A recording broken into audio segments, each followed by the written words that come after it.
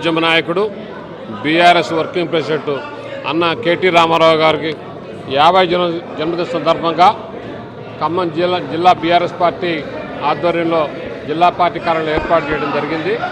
దీని అందరూ కూడా తెలంగాణ ప్రజల గొంతుకై గత 3 సంవత్సరాల బట్టి నిత్యం కాంగ్రెస్ పార్టీ అదేవిధంగా భారతీయ జనతా పార్టీ మీద నిత్యం పోరాటం చేస్తూ నిత్యం ప్రజలు రైతుల్ని విద్యార్థుల్ని నిత్యం నిరుద్యోగులని చైతన్యపరుస్తూ తెలంగాణ సమాజానికి భవిష్యత్తు నాయకుడు కేసీఆర్ గారి తర్వాత కేటీ రామారావు గారు అని చెప్పి తెలంగాణ ప్రజల బాగు కోసం రేపు జరగబోయే ఎన్నికల్లో రేపు పెడతారా మీరు 2027 పెడతారా 28 పెడతారా ఎప్పుడైనా పెట్టండి. ఎప్పుడు పెట్టినా కేసీఆర్ గారి నాయకత్వంలో మళ్ళీ కేసీఆర్ గారిని ముఖ్యమంత్రి చేసేంత వరకు తెలంగాణ ప్రజల గొంతుకై పనిచేస్తారు. తప్పకుండా రాబోయే రోజుల్లో బంగారు తెలంగాణ చేసేంత వరకు విశ్రమించకుండా పనిచేస్తున్న కేటీ రామారావు గారు నిండు నూరేళ్లు ఉండాలని చెప్పి మా తెలంగాణ ప్రజల అందరూ ఆశీస్సులు అదేవిధంగా ఆ భగవంతుడు ఆశీస్సులు ఉండాలని చెప్పి కోరుకుంటూ మీ వద్ద సెలవు తీసుకుంటాం. ప్రెసిడెంట్ తెలంగాణ ప్రజల గుండె చప్పుడు, తెలంగాణ డైనమిక్ లీడరు కేటీఆర్ అన్నకి హృదయపూర్వక నమస్కారాలు. అలాగే మా గురువు గారు తాతమ్మదు ఆఫీస్లో లేనందుకు నేను కొంచెం చింతిస్తున్నా.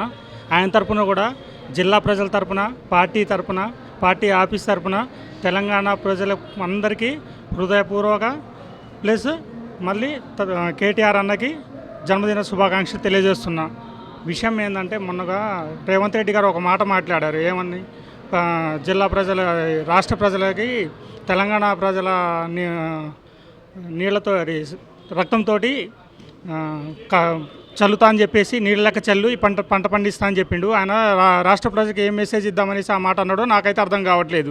ఒక విషయం, ఆయన పార్టీ ప్రజలకి కాంగ్రెస్ పార్టీ ప్రజలకి గొడవలు పట్టే విధంగా క్రియేట్ చేయాలని ఉద్దేశంతో ఆ మాట అన్నాడా లేకపోతే ఇంకే ఉద్దేశంతో అన్నాడో నాకైతే అర్థం కావట్లేదు.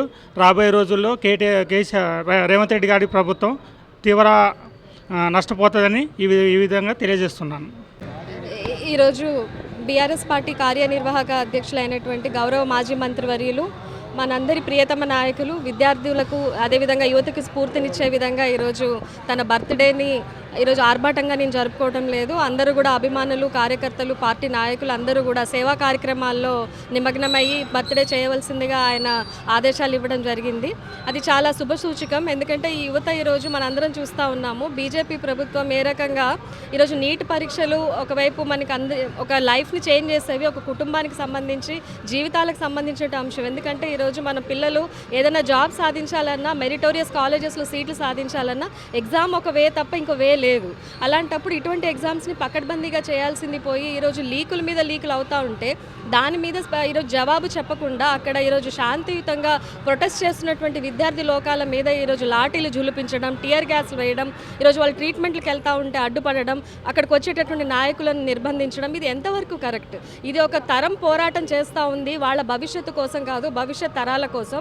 నేను విజ్ఞప్తి చేస్తూ ఉన్నాను, యువకులు ఈరోజు పోరాటం చేస్తూ ఉన్నారంటే ప్రతి ఒక్క రాజకీయ నాయకుడే కాదు, సమాజం పట్ల ఈరోజు ఎంతో కొంత ఆలోచన ఉండి సమాజం బాగుపడాలనుకుని ఆలోచించే ప్రతి ఒక్కళ్ళని కూడా ఈరోజు నేను కోరుతా ఉన్నాను. ఇది కేవలం ఒక పొలిటికల్ పార్టీకి సంబంధించో లేకపోతే కొంతమంది గ్రూప్ కింద మీరు భావించవద్దు. ఎందుకంటే ఈరోజు సమస్య ఇప్పుడున్న పిల్లలకి వచ్చింది, రేపు పొద్దున అదే ఎగ్జామ్స్ మన బిడ్డలు రాయాలి, మన పిల్లలు రాయాలి.